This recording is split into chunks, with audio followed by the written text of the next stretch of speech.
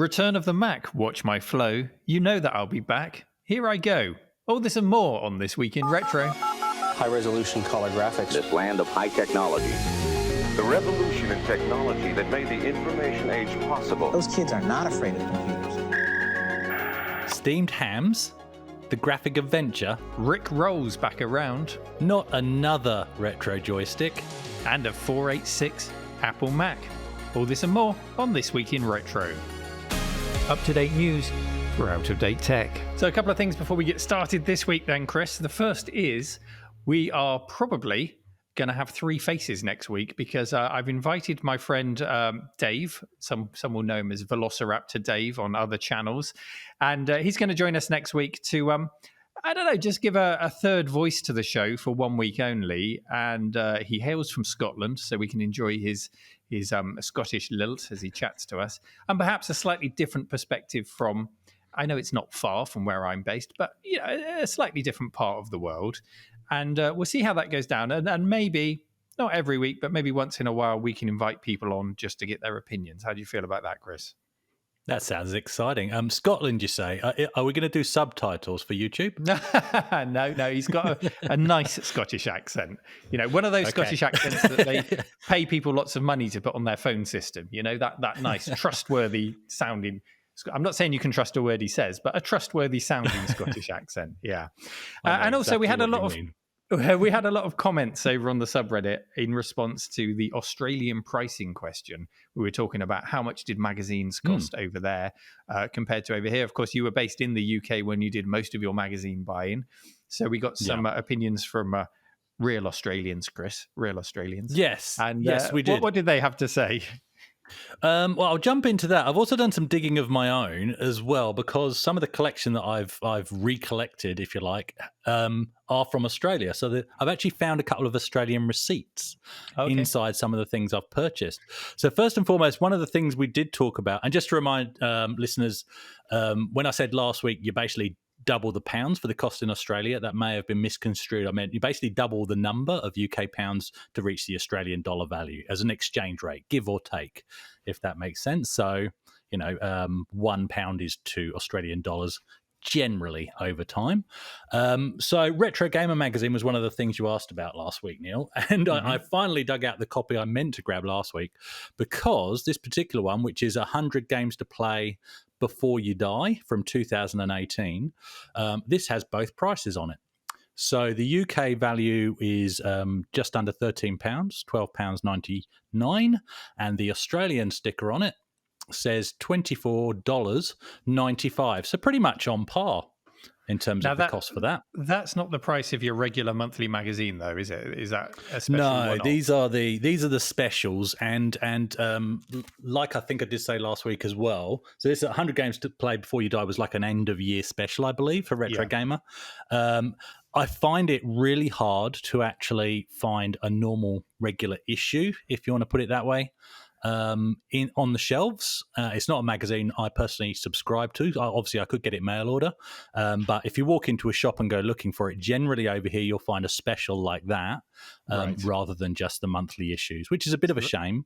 Yeah, so that special edition, just for some context for the American listeners, that's $17.59 by today's money. You're good. Not for a magazine, though, just to stress that. That's almost like a book. That's your big, fat special edition at the end of the year. But still on the magazine shelves. Yeah, that's right. And how about games? Because we chatted a bit about games as well, didn't we? We did, but before we do that, so we're talking about the Reddit and YouTube comments. Oz Retro Comp actually shed some light on what it was like in the 80s and 90s for magazines, and he basically stated that not only were the magazines about 7 months late, so we're talking about like the C64 magazines and stuff like that back in the 80s. 7 months. Not only were they 7 months late, so 7 months behind the UK and Europe, but also for your money, Neil, you didn't get the cover tape. Why that didn't make it over here, I don't know. Who knows? But he said this did become better when, like, the Amiga magazines started coming out, like CU Amiga. The cover discs did at last make their way over to Australia. But yeah, bizarre cover tapes going missing in the post. I can only presume that was down to, I guess, shipping damage. A flat disc is much easier to pack, and you can get more magazines into a box than a tape in a plastic case that might crack or something like that. I don't know. That's just pure guessing. But yeah, maybe but weights. Worse than that down. worse than that. The 7-month delay. That's unbelievable. Unbelievable.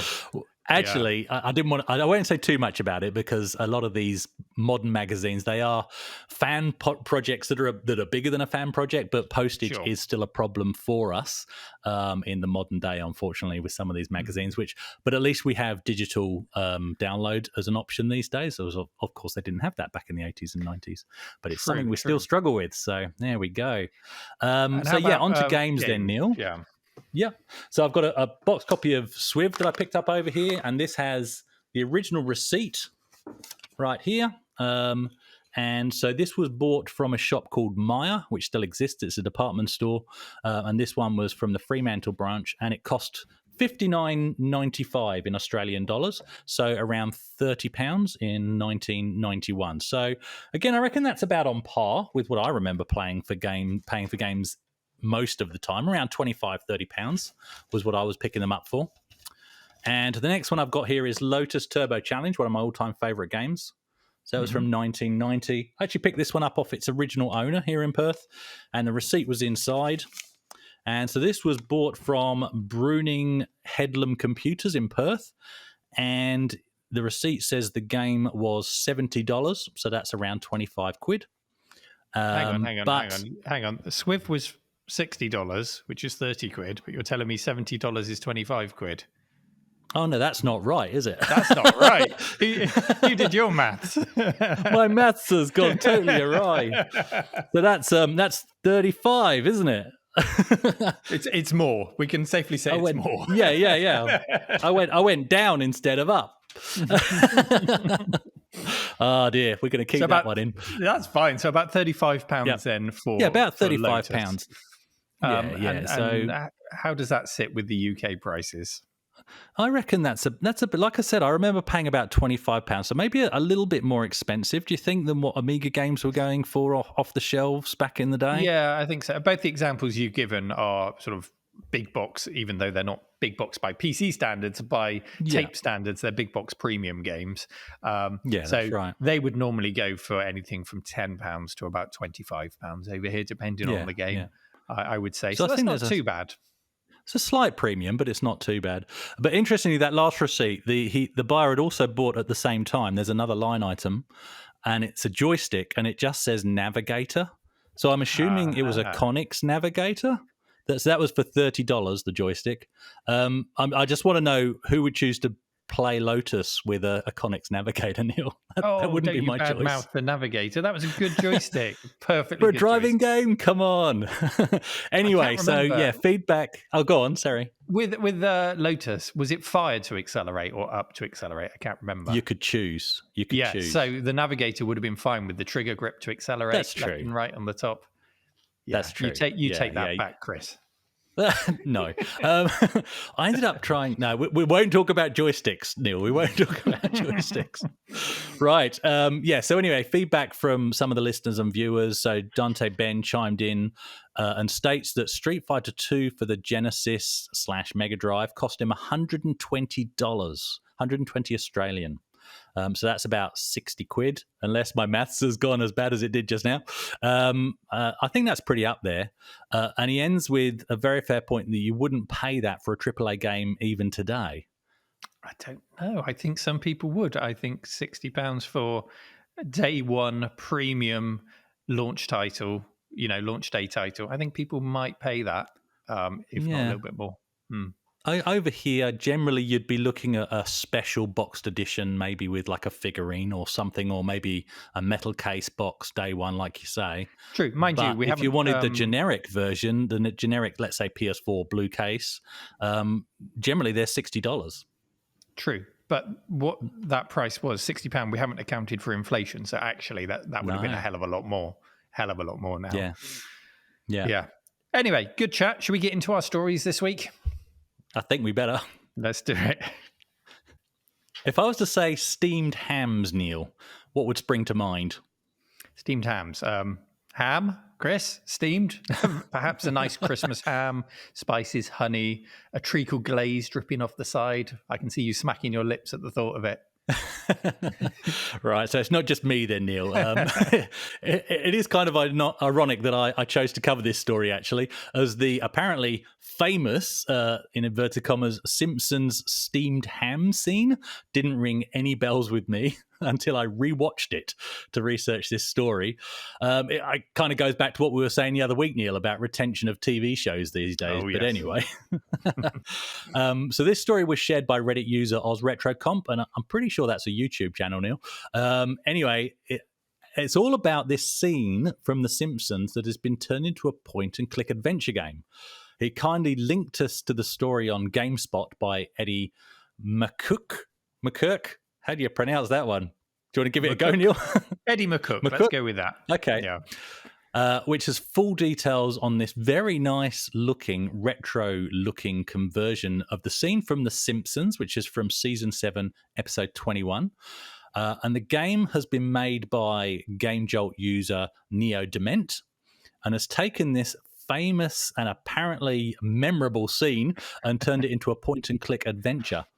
He has purposely intended not to only faithfully recreate the scene, but also do it in the style of a LucasArts point-and-click adventure game. Have you taken a look, Neil? Any thoughts? I have. The first thing I had to do was look up the steamed ham scene, like you did, and Not just me. It's a brilliant scene. I was giggling away while I watched it. I haven't watched The Simpsons regularly for many, many years, so it was nice to dip back in and see. I don't know what year that scene was from, but it was certainly well written and I enjoyed it. So I can see why he chose that. At first, when I started watching this, I thought this was just going to be kind of a pixel art style animation scene. I was surprised that it was actually a playable game of sorts, and it incorporates those voice clips perfectly from the actual scene. They just fit perfectly. I don't think the scene had any background music, so it was easy enough to lift the voice clips out and drop them in. And he's done it in a way that does look just like a LucasArts game. The Simpsons always lent itself really well to video games, I thought. If we go all the way back to, I can't remember which one was the first, whether it was the arcade game or Bart versus the Space Mutants or which game it was.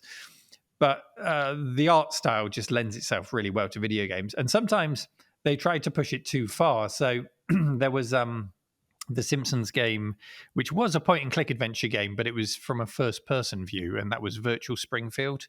I don't know if you ever played that one. And No, it didn't really work so well for me. So to see it drop back to a LucasArts styles game, I think works perfectly. I think the art looks great. I think I would like to see more than just this scene. I want to see a full LucasArts style point-and-click adventure game in this style. That's how much I enjoyed watching this. I'm not sure I want to go out and play the demo straight away, because as games go, it's kind of linear. If you've watched the Steam's ham scene, you know exactly what to click on, don't you? And exactly where the conversation will go. And in the demonstration, you'll notice the conversation never deviates from the original scene. He doesn't click on any of the other options, the wrong options. So I don't know what will happen there, because I don't know. Maybe they pick voice clips from other shows to make that work. But I'd like to know what happens there. Yeah. How about you? Did you like it? Yeah, again, I did look at downloading and installing it, and actually couldn't get my head around it in the time I had. I got to be honest, Neil. So I too just watched the demo. But yeah, it looks good. Were you into point and click adventures back in the day, Neil? Did you? Yes. Give it a go? Massively, massively. And it was one of those genres where upgrading from the 16-bit machine to a PC, where it really shone. I think the first one that I went out and bought when I moved to PC was Day of the Tentacle, which was a talkie CD-ROM version. So it was a huge step up from playing Police Quest 3 was one I played a huge amount on my Amiga with no hard drive, huge amount of disk swapping, really long load times, to then go to a CD-ROM based game with full speech, 256 colors. The animation in Day of the Tentacle was just superb. So yeah, I was hooked from that moment on. And it wasn't just the Lucas and Sierra games, which everyone raves about these days, that I enjoyed. There were some obscure ones, like if we're going beyond just point and click and we're allowing text parsers and just adventure games as a whole, there was this weird one called Crash Garrett that I used to play on the Amiga. I don't know if you ever came across that. I think I picked it up as a budget title, and it was just this nice kind of comic book style game.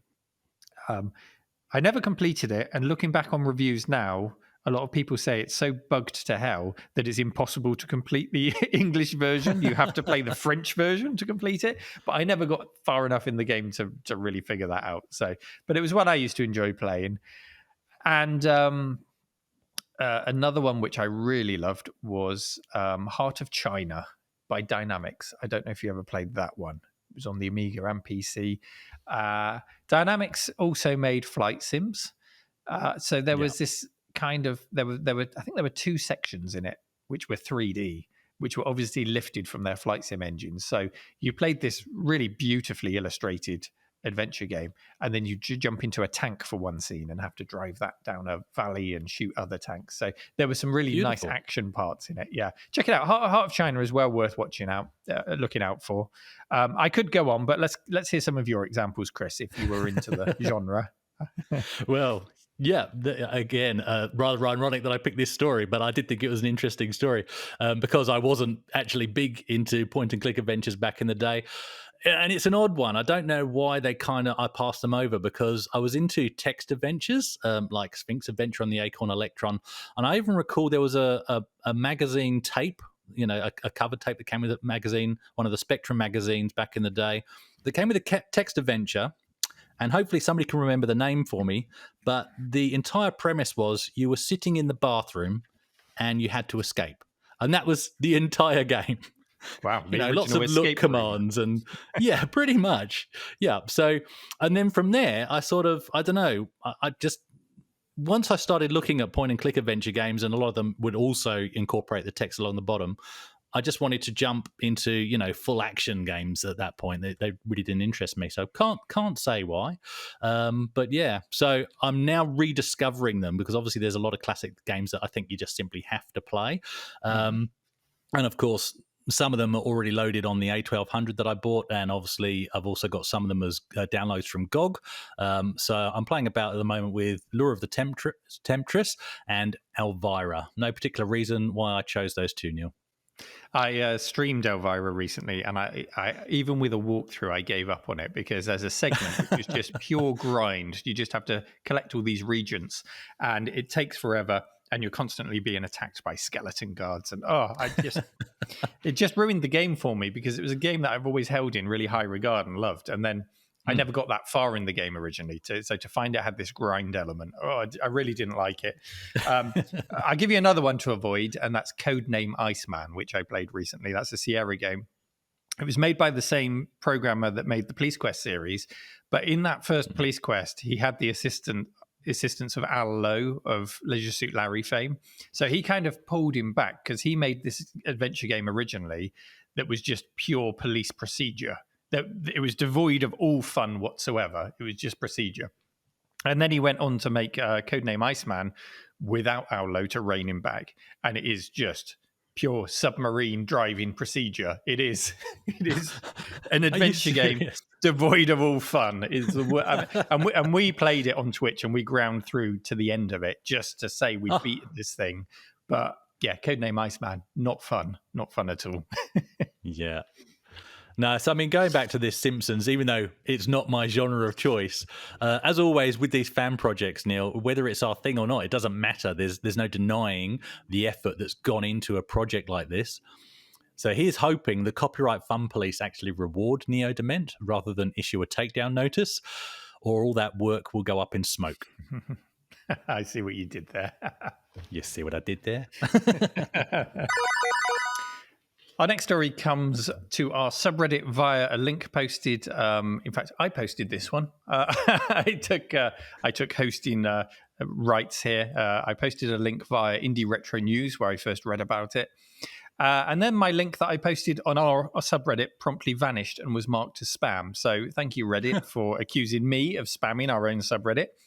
It was all about the infuriatingly difficult 1989 classic Rick Dangerous, originally programmed by Simon Phipps at Core Design. It has now been remastered for AGA-equipped Amigas. It's made using the Scorpion engine, and graphic assets were remade with the help of a homebrew version of this, which came out back in 2008, I think it was, for the Nintendo Wii. So leveraging the really nice art from that homebrew version. The remake is a submission by Z Team to the Amiga Game Jam competition. I don't know if you've been following this, Chris. Entries for the competition were closed at the end of January. So we're looking forward to seeing who's won that. And that will be announced. I think it will be announced on our friend Amiga Bill's stream, if it hasn't already been announced when this goes out. So keep an eye on that. We'll talk about some of the other entries into Amiga Game Jam shortly, but let's just stick with Rick Dangerous, because that's how I came across this story. That game for me, Chris, was a real Marmite game, or should I say Vegemite for you over there. I loved the character. I loved the art style. It was basically just lifted from Indiana Jones, let's be honest. But it did it in its own fun way. But it was a very frustrating game, a really frustrating game. I think to get anywhere in it, you really needed a pirated version with the trainer tacked onto the start of the game. That was mandatory. And I can't say I ever completed it even with the trainer. I would just dip into it every now and then to remind myself how frustrating it was, give up on it, and return to it maybe a week later. How about you? Did you play the original game back in the day? It's one I didn't play back in the day. People are going to start to think I haven't played anything back in the day, Neil, but it's just the games we're talking about. But anyway, I have now part of my homework, Neil. So I actually dug in deep and took one for the team and played it for quite a bit of time yesterday, in fact. Yep, it's just instant fun. Instant fun was had by me anyway, giving this a quick run, as perhaps it's already preloaded on my A1200, Neil, like many other games we've discussed already today. I get you. Yep, it's a nice puzzler platformer with a very, very unofficial Indiana Jones vibe, like you said. And I also feel a hint of Hero in there as well, Neil, with the bomb placing mechanic. All right. Okay. So, well, that's interesting that you've never played it before. I mean, it's not quite the bombshell as the time John told us he'd never played Quake, but it's getting up there. I have played Quake, I can tell you that. So what we played here, this remake, is beta 0.4 that's been submitted for the competition. So I played it for some time. My experience of this remake right off the bat is everyone will remember you start with the rolling stone following you in true Indiana Jones style, and you have to run from the boulder. If you go right and then you go left again, instead of getting one boulder, you get three boulders chasing you. There's obviously this spawn point, and if you go back and cross it again, it just spawns more boulders. So that was the first bug that I noticed on here. There's a little get out at the start to get away from the boulder without doing the full boulder run. I don't know if that's just in there temporarily, but that surprised me. Rick moves a little bit more quickly than the original. That's not a bad thing. The original, when you go back and play it after playing this, it does feel quite a bit slower, but we'll come on to the original in a moment. Collision detection, it's not perfect. There were some platforms with like these blue flowery flourishes out the top that you don't actually land on properly. You hover above them. That was a bit weird. There was a moving platform. The first moving platform puzzle that you come across in Rick Dangerous. I banged my head on the bottom of the platform, and as a result, I ended up within the tiles in the floor and just kind of, sunk into the floor. It was all a bit odd. And I feel like I'm just talking this thing down, but I'm just going through the list of things that I noticed and want to acknowledge this is 0.4, so this is not claiming to be the finished version. You're a beta tester, Neil. I'm beta tested. Yeah, I'm giving my feedback on it. A big thing that I noticed was that enemies follow a set path rather than being aware of your position like they are in the original. So they respond to where you are in the original. But on this one, they just go back and forward. And to its credit, the controls are much better in this remake. So it's fire to shoot, B for bomb. And if you've played the original, you have to hold fire and press up to shoot, and hold fire and press down to bomb on the joystick. So I do like this control method a lot better. Although Rick has had some inertia added to his movement. So when you stop moving, he kind of carries on moving a little bit. That takes a little bit of getting used to, but you do get used to it. So that's my feedback as a beta tester to the Z team. Or Z team. Hopefully, though, I really do hope that they'll see this through to version 1 of the release. I'd like to see these bugs ironed out. Did you come across any bugs or oddities when you played it? I did give it a go, Neil. Oddly, I didn't get the 3 boulder thing at the start, but that maybe I didn't do the go left, and I definitely didn't find a way to beat the first boulder without doing the full run. So that's probably why. I did find evading that first boulder much harder than the original. I kept falling down onto the first savage, and that's in part due to the inertia you were just mentioning. Keeping in mind, this was only 10 minutes after I'd been playing the original for the first time as well. But I actually found, I hate to say it, I found the original easier to get to grips with. And oddly, I'll confess, I didn't read the controls before my first go either. But I actually couldn't figure out how to place a bomb for quite a while. I had to come out of the game, go back, read the instructions on the webpage, reload it, and then I was good to go.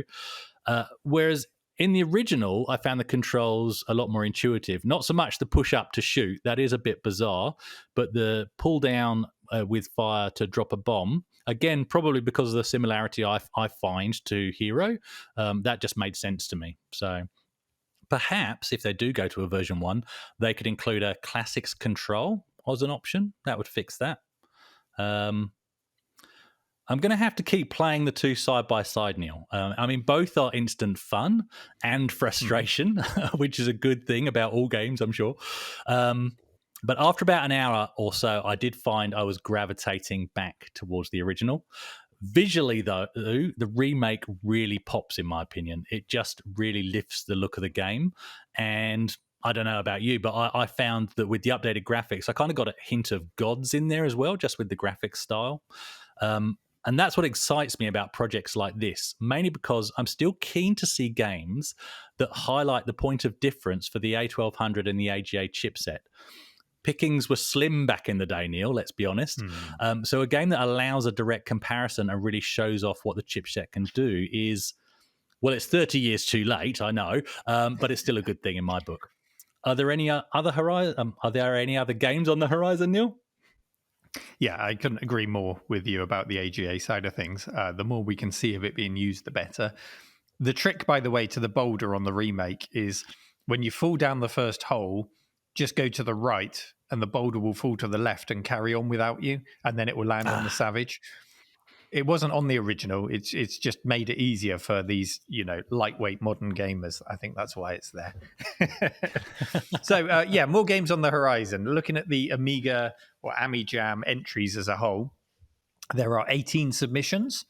They include Wonder Boy, Command and Conquer, Poker Knight's Dream Girls, Green Beret, Pac-Man and Ms. Pac-Man 500, Dracula, aka Castlevania, Nightmare, and a whole lot more. Many of them remasters or ports. Now, standouts for me here in the list were Nightmare.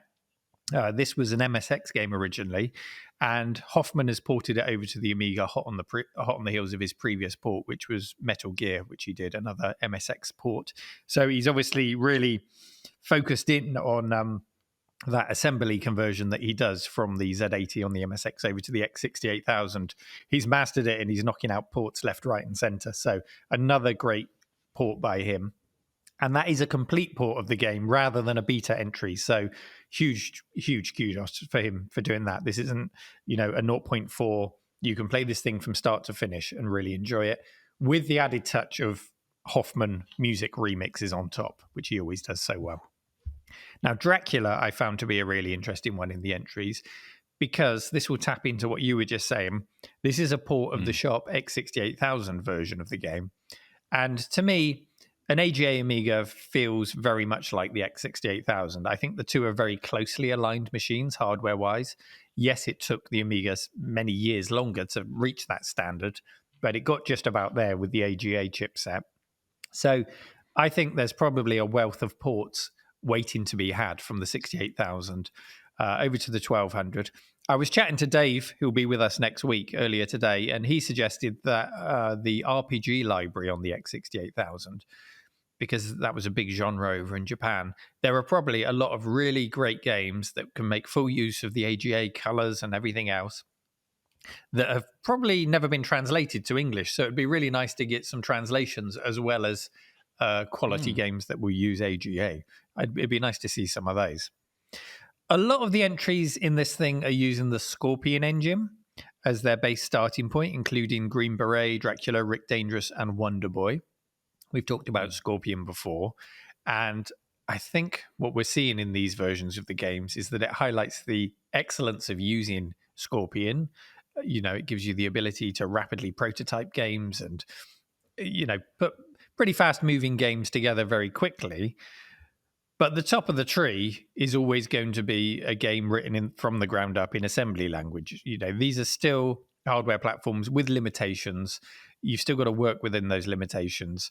And Scorpion will always have an overhead. Doesn't matter how small it is, it's an overhead, and it's an engine written to try and be flexible, but it will have its limitations. So you're never going to beat a pure assembly language game.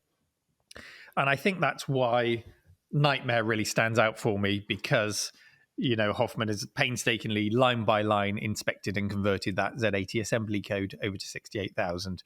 No unnecessary overheads. It runs as fast as it can possibly go. Added Hoffman flavor in the soundtrack. So the winner for me, the standout game for me, is Nightmare. The odd one for me is Command and Conquer, because the requirements to play that one are a Pie Storm or a Vampire. That ain't working at all anywhere near a classic Amiga. Is it still that an was Amiga? A bit of an oddity for me. Exactly. Yeah. So what about you, Chris? Did you make it any further than Poker Nights Dream Girls? I have no idea what you're talking about, Neil. But if I did, my only question would be, where did Lisa pull those two aces from right when I was betting high on a pair of kings? I mean, come on. No, but seriously, that may or may not have happened last night. The one that stood out to me, and I've been watching some YouTube clips about it earlier this week as well, was one of the ones anyway, was Wonder Boy. That always makes me think of the Master System for some reason. And it was mostly an 8-bit game, wasn't it, Neil? Yeah, there were Wonder Boys on the Master System, on the C64, on all kinds of 8-bit platforms. And I know what you're going to say. It's called Wonder Boy 1200, isn't it?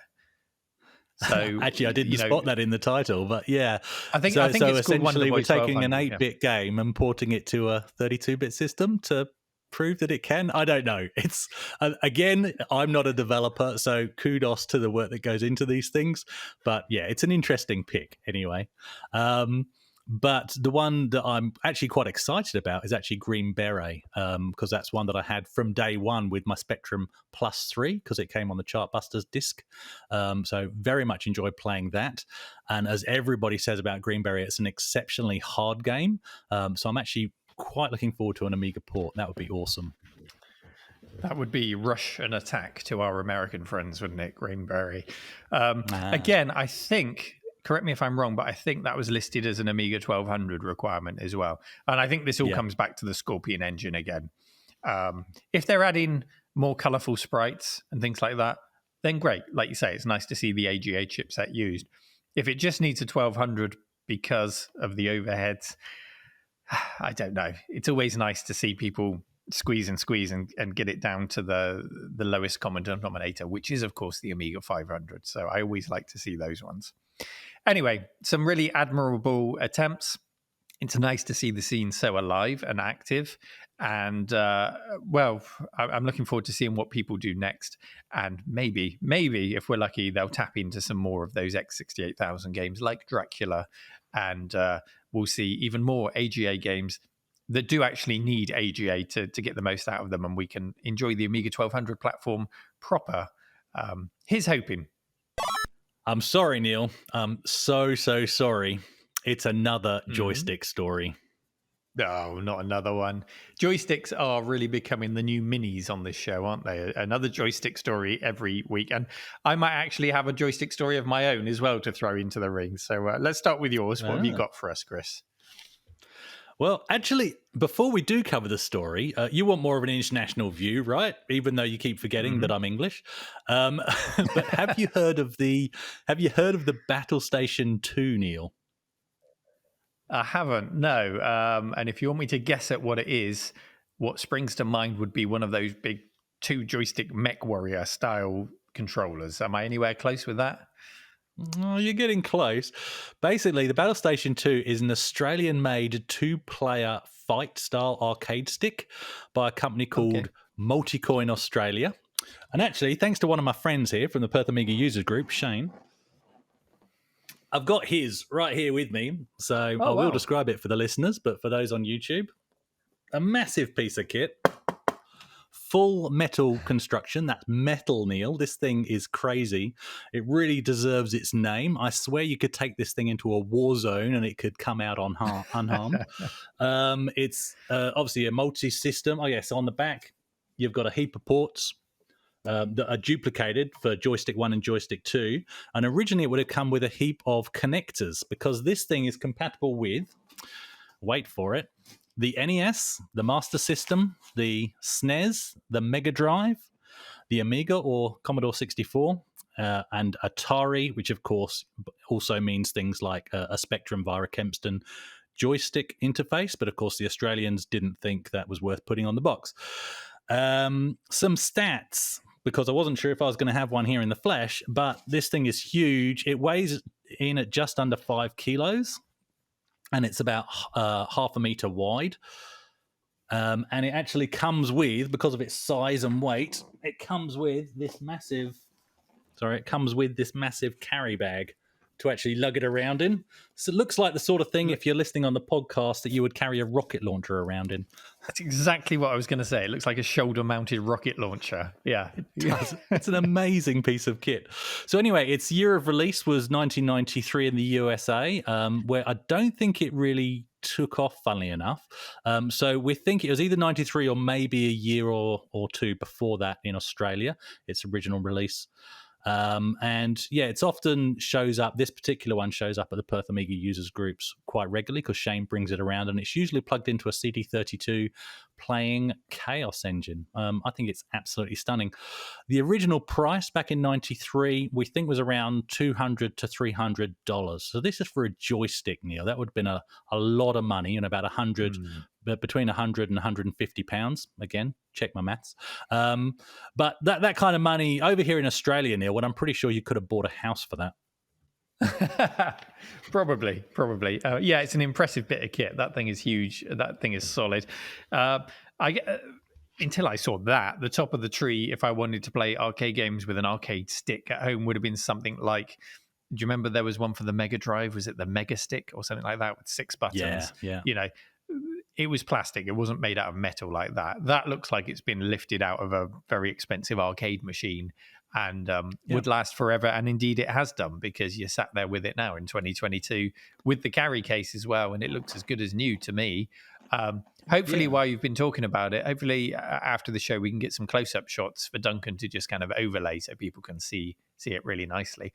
I'm especially interested in those rear ports because there's just so many of them. Obviously it wanted to cater to every system under the sun. And there they are. That's how it's got around it. So basically you've got an output for Joystick 1 and 2, but for 3 different systems. That's how that works. So that the pinouts change, and then you've got a switch here that also does the same. And there's also another output which I was reading up on, appears to be so that you could plug it into certain arcade boards. So sort of like a super gun. Yeah, real arcade focus to it. Yep, 6 buttons per stick. Beautiful piece of kit. Maybe it plugged into Neo Geo boards. Maybe that's what it was for. Oh, maybe. Interesting. The joystick I wanted to bring to the party, I discovered at the last minute before we started recording that I can't actually tell you about. Because it's a 3D printed one designed by a chap who's made a video on it, which he's going to release in a couple of weeks. So he just wants me to hold off until he gets to release that video. But I can tell you already, it's really quite cool, and it's made me realize more and more. But this project really cemented it for me. We're distancing ourselves more and more from 3D printing being kind of cool but slightly janky, prototypey things to actually producing some pretty good quality products. The first realization for me of this is when we started making the multi-system cases for the Mr. Multi-System and produced something that originally a lot of people said, well, you can't 3D print something of a good quality. And then people have received them and realized that actually you can do really high quality work with 3D printing these days. And this joystick, which you'll see in a few weeks, hopefully, is another example of that because it looks like an original. It's clicky. I'm trying not to give too much away, but it sounds like an original. And it just looks like, yeah, I would absolutely love that over probably a lot of the 30-year-old joysticks that I've got here that are a little bit sloppy, showing their age. It's nice to look at them, but a lot of them, unless you do a lot of maintenance work on them, they just don't feel as tight as the originals. I don't know if that's just me. So it's nice that these options exist, and if 3D printing is the way to go, then brilliant. Yeah, nice. Well, I guess we should actually talk about the joystick that was brought to our attention by Mr. Costado, Neil. Yeah, I've forgotten about that. So it appears to be an Atari branded joystick, but only available from one retailer, which seems a bit odd. So that may require some further investigation. But anyway, it's branded Atari, and it's called the Atari Single Player USB Fight Stick. It's covered in wood grain. Well, not covered, but it definitely has a lot of wood grain, which, yeah, okay, retro and 2600, so I get that. But I don't know if you can have too much of a good thing, maybe. But Neil, on closer inspection, this thing has a trackball, and it's not that close to the joystick. So I think you can slap your ball without hitting your shaft. And it also seems to have pinball-style side buttons as well. Maybe this is the answer to our dreams from 2 weeks ago, Neil? It's exactly the things I asked for on that stick. Who was making that other stick or proposing that other stick a couple of weeks back? Was it Hap or Suzo? I can't remember. Hori? Hori. It was the Hori stick, wasn't it? And that was the first thing we said. The trackball's too close to the joystick. Could have some pinball buttons on the sides. This seems to address that. So it looks like they've been beaten to the punch. I did also notice in this shop, which I didn't know this, you mentioned it's the only place where you can buy it from, which is very interesting. This store also offers Atari branded SD cards. So, yeah, a bit odd. So I'm wondering if the stick, like the SD cards, is just licensed. They've just licensed the Atari name to slap the badge on, or whether Atari, I don't know if Atari actually produce anything these days. So it's probably just a licensed thing. The VCS, Neil, the VCS. Yeah. And hotels. And hotels, yeah. But what I will say is at least it's not an NFT. Maybe they'll sell pictures of it as an NFT. I don't know. But at least at this point, it's not an NFT. Anyway, in the photos, which hopefully Duncan is popping up on the screen for us, it does look very, very appealing. I think the wood grain with the black plastics, it screams Atari 2600. The black buttons are on there with just occasional red flourishes. It's not trying to be too in your face. It just sits really nicely for me when I look at this thing. I think it's pretty classy. My only reservation is that it's listed at $200. That's US dollars, isn't it? I need to know for that price that this is weighty, that it feels like a quality stick. It doesn't feel like an empty lunchbox. You know that feeling when you see a joystick of that size and you pick it up and it just feels like air? I would be pretty upset if I'd spent $200 and that was the case. Even if they've put a chunk of lead in there to weigh it down, which they would normally do. That's fine. Just give me that quality feel, and so long as the plastics don't creak. I think it's safe to assume that's not real wood. It's probably a veneer or something that's on there. But it looks really nice. So, yeah, I think what I'm saying is if you could send me one, please, Atari, then I can see if, I can get a feel for it. I can see if this thing is good. And, I'll Joe Rogan's got nothing on our listening numbers on this show. So, I'll be doing you a favor. Send me one over. We'll get a feel for it. And I'll give you my feedback. Does that sound cool, Chris? Yeah, that sounds fantastic. I'll get you one too. Oh, thanks, mate. Yeah, thanks. Because I have a platform. But with regards to if it's only sold from one retailer, I mean, that's what Mr. Costado said in the thread, and I certainly tried to look for it elsewhere. I couldn't find it, so don't take it as read, but that's the only place we can currently find it. But yeah, I echo what you said, Neil. It looks nice. It does actually look nice, despite my comments on the wood grain. But I'd have, like you, I'd have to see it in the flesh. I have to feel it, and it does look quite chunky. And like you said, at that price, and I'm pretty sure, like you said, that's real American dollars, not our Australian monopoly dollars. So that's quite a hefty price for a joystick at the moment. So it better be as durable as, I don't know, a Battlestation 2. Our final story this week was shared by none other than Oz Retro Comp. It's the Oz Retro Comp show this week. And I think you're right when you said earlier he has a YouTube channel. So hopefully Duncan will put a link in the show notes to that to find out more about him. So the story that he shared this week, at first it might trigger some classic hardware people out there, but please don't worry. The story broke on Hackaday, and it was all about a 486 based single board computer being put inside a classic Apple Macintosh with a nice looking 800 by 600 color screen. But before you get angry, stop panicking, everyone. The Apple Mac is a replica shell. It's not an original that's been massacred for this. So it can all be considered to be a new build. Settle down, everyone. Or the correct word for it, Chris, retro rather than vintage. I think that's what we should call this. So instead of going all guns blazing on this and trying to be like a modern sleeper system with, I don't know, a mini ITX board in there or something like that, what this actually houses is an AMD 133 megahertz 486. That's a pretty damn fast 486. We're sneaking into Pentium territory there, just without the extra instruction set. It's got an ISA Sound Blaster OR64 in there. So being ISA, that guarantees your full compatibility with Sound Blaster, no messing around at all. It's got a hard drive in there, which is micro SD card based. Fine, nice modern solution. I don't think anyone will complain about that. And it's actually got battery in there, which will allow the whole thing to run for 4 hours on a single charge, screen and all. Wow. So a portable 486 in a Mac case. So the nice thing about this whole setup is that you'll be running classic 486 games natively. There's no DOS box. There's no emulation going on here. And I have to say, I love it. It is quite confusing seeing this kind of thing happening and what my brain tells me should be a Mac.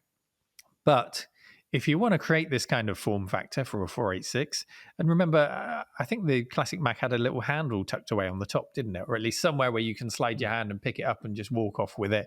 And there would have been zip-up cases that you could put it in and walk away with. So it's a really convenient form factor, especially if, like us, you go to retro meetups and things like that. That'd be a really nice thing to take away with you.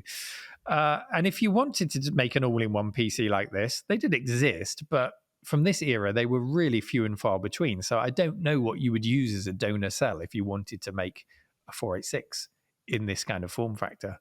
Quite like it. Chris, what do you make of the project? Yeah, this one did have me confused, I'll be honest, Neil, simply because, well, Mac and 486 in the same sentence. But perhaps this is the Mac of my dreams, though, Neil, because, it's actually PC compatible finally. Well, yeah, 486 compatible.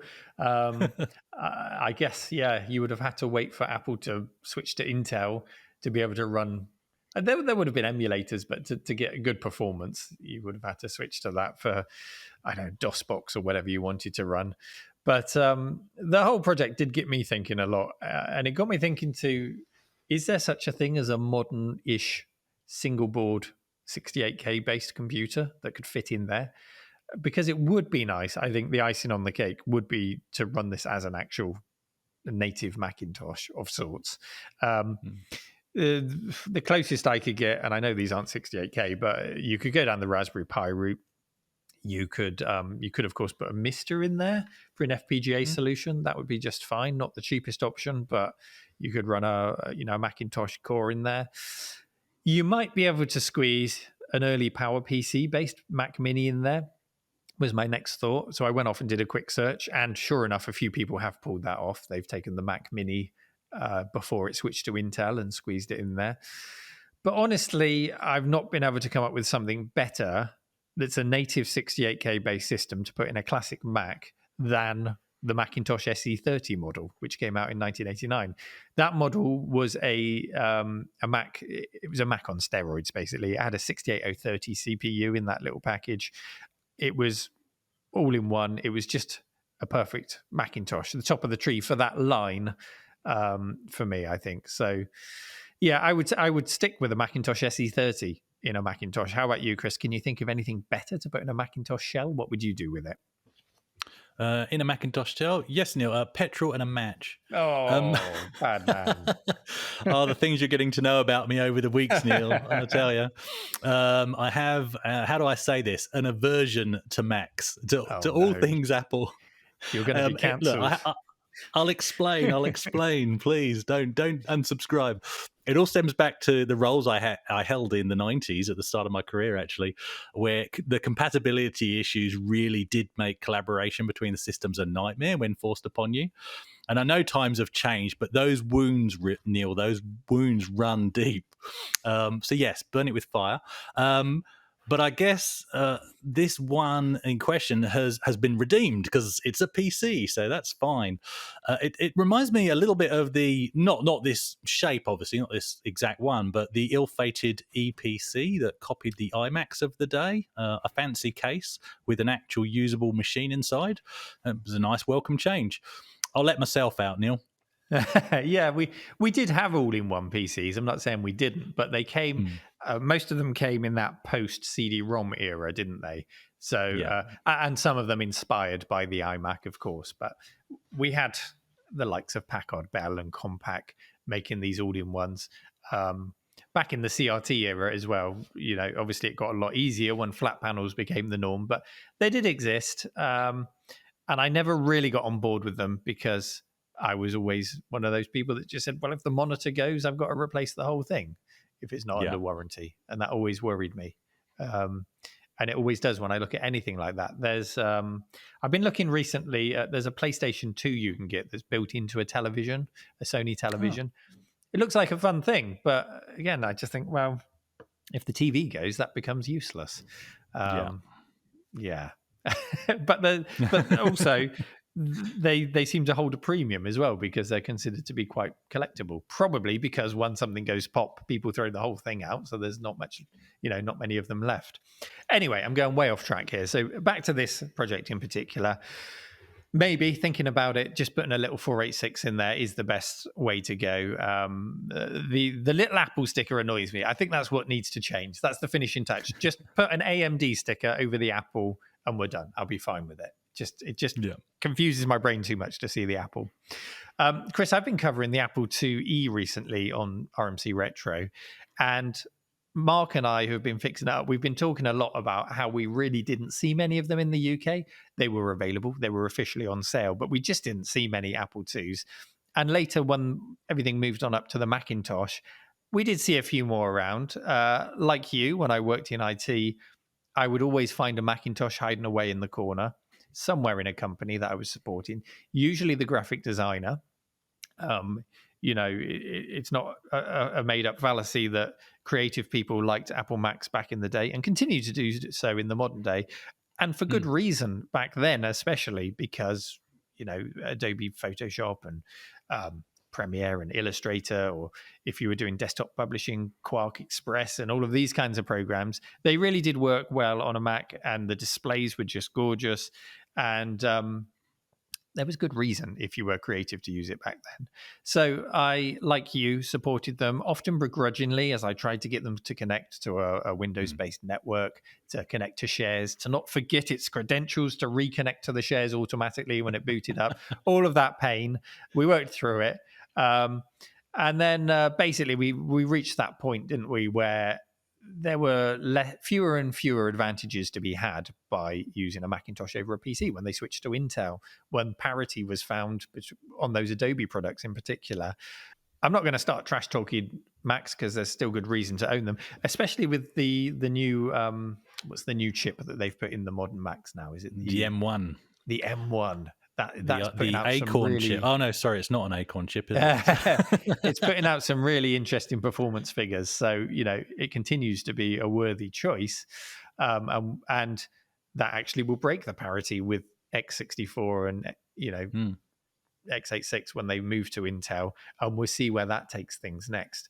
Interesting, but it was an interesting time to support them through those different eras of Macintosh and the challenges that we were faced with. But let's just stick specifically to this Macintosh kind of classic era that the project's based on. Did you use them much in that pre-Intel era? I know you touched on it a moment ago. Did you have to support a lot of them? Yeah, no, not so much. It was a little bit later, so it was really in the Intel era that I came across Macs, similar to yourself, really. And it was never pleasant, but again, I need to caveat that like yourself, Neil, it was down to my first IT roles. When we're just finding our feet. And my first role was actually in IT sales, and I was trying to spec out a solution for a client who had a Windows Server email coming in and a floor full of Macs, ironically, because they were a PR company.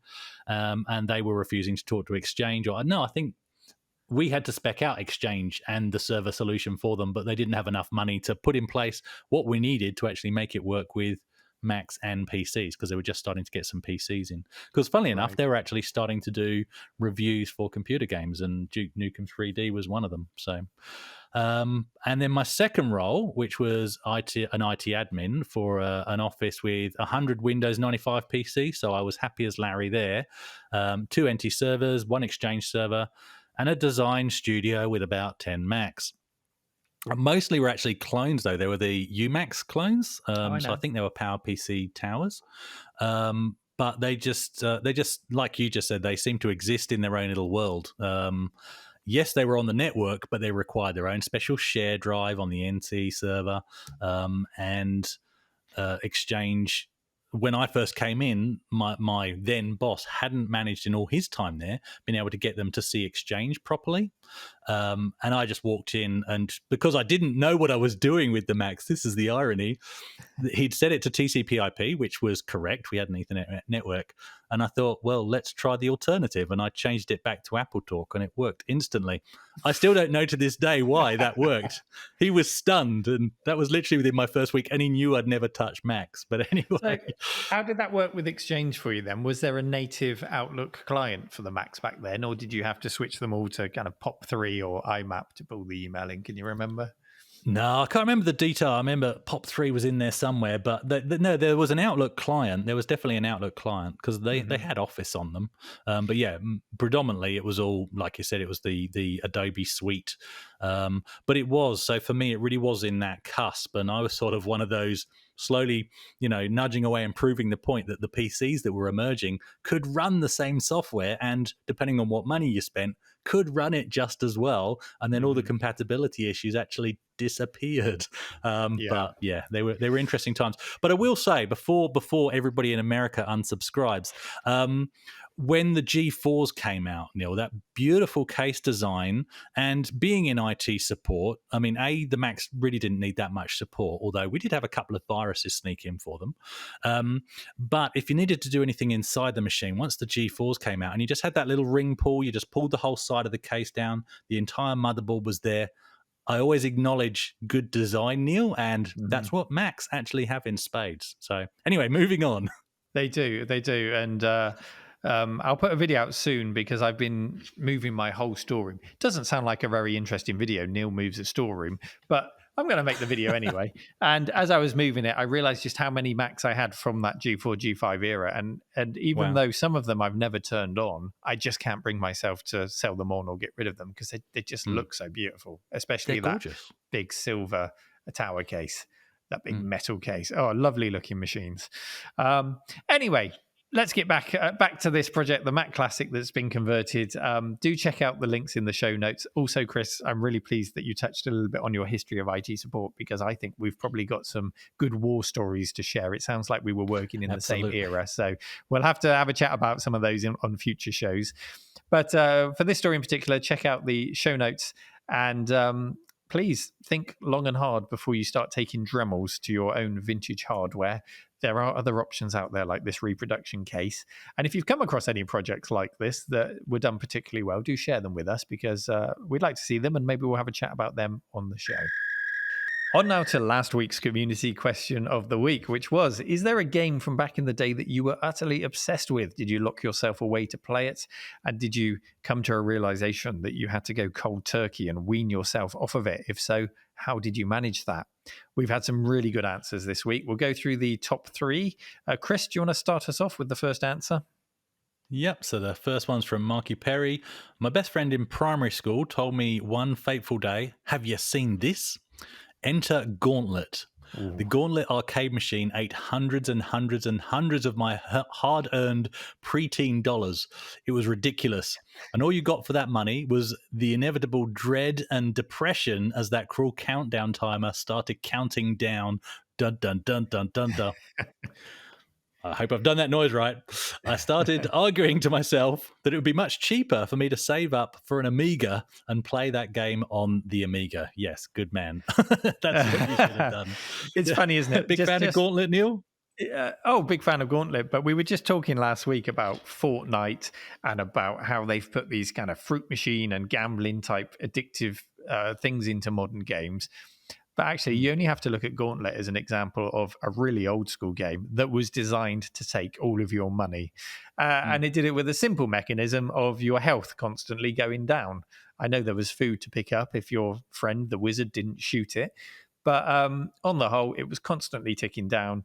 And you always had one eye on that. And you were always thinking, have I got another coin in my pocket I could put in to top that up?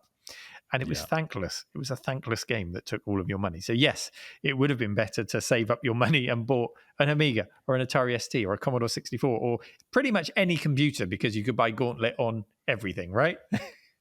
Yeah. I had it on the Spectrum, and I only played it in the arcade once and was amazed at how quickly the game ended. The beautiful thing about the arcade was the full-player version. I mean, when I made a mini arcade cabinet of my own, I based it on the full-player version of Gauntlet just because I love the shape and the dimensions of that cabinet and the speaker at the top. It's just a lovely-looking cabinet. There's no way I'll ever get one up the stairs to get into the cave here, but I can dream. Maybe one day. Next, guess who answer number 2 comes from, Chris? It's Oz RetroConf. He's all Never over heard the of show. the guy. It's like a virus this week. And his answer was the second most popular. And he says, I didn't get properly immersed in games until I started PC gaming. The 2 games I lost the most hours to were Transport Tycoon and Detroit. Everyone knows what the former is, but the latter is a management sim based on the automotive industry. The fun part about Detroit is that it was up to the player to design their own vehicles, with new features added as the company's engineers invented new features and improved existing engines, gearboxes, etc. About the only thing Detroit lacks is the ability to actually drive the vehicles, which is why I absolutely refuse to buy Beam NG. I've already lost a fair bit of time to automation, the closest thing to Detroit out there. The last thing I need is to use automation's ability to export vehicles to Beam NG and get sucked into driving my own vehicles. Right. So I've not actually played Beam NG, but I think we can safely assume that's a driving game. So they're talking about the ability to export from automation into that. Yeah, that sounds like a vicious circle. There was another game like that. I don't know if you remember. You could, if you played SimCity 2000, I think it was Streets of SimCity, you could import your city into, and then you could drive your car around. That would have been cool. Yeah, you might have also been able to do it. I can't remember now if Simcopter allowed you to do it or not. There was at least talk about doing it in the previews that I read. But certainly Streets of SimCity, you could do it. Yeah, did you ever play that one? No, I didn't. But with you just saying that, and when you said Simcopter, that's giving me flashbacks to maybe a video LGR did. I'll have to look it up.